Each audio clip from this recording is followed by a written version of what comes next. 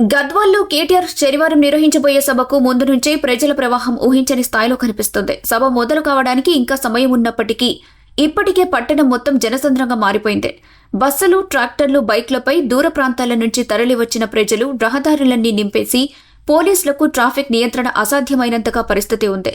మహిళలు, యువత, వృద్ధులు, అన్ని వర్గాల వారు కేటీఆర్ను ఒక్కసారైనా ప్రత్యక్షంగా చూడాలని, ఆయన ప్రసంగం వినాలని కిలోమీటర్ల పొడవునా క్యూలో నిలబడి ఉండటం విశేషం.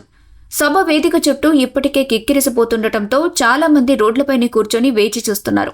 స్థానికులు చెబుతున్నట్టుగా గద్వాల్లో ఇంత భారీ స్థాయిలో జనసందోహం ఎప్పుడు చూడలేదని, ఇది కేటీఆర్ వ్యక్తిత్వానికి, ఆయన పట్ల ఉన్న ప్రజాభిమానానికి నిదర్శనమని అభిప్రాయపడుతున్నారు. ఇంకా సభ ప్రారంభం కాకముందే ఈ స్థాయిలో ప్రజలు తరలిరావటం బీఆర్ఎస్కు గల ప్రజా మద్దతు ఎంత గాఢంగా ఉందో సూచిస్తుందని రాజకీయ విశ్లేషకులు చెబుతున్నారు. అంతేకాదు, ప్రస్తుత కాంగ్రెస్ ప్రభుత్వంపై పెరుగుతున్న అసంతృప్తి కూడా ఈ జనసంద్రానికి ప్రధాన కారణమని అంటున్నారు.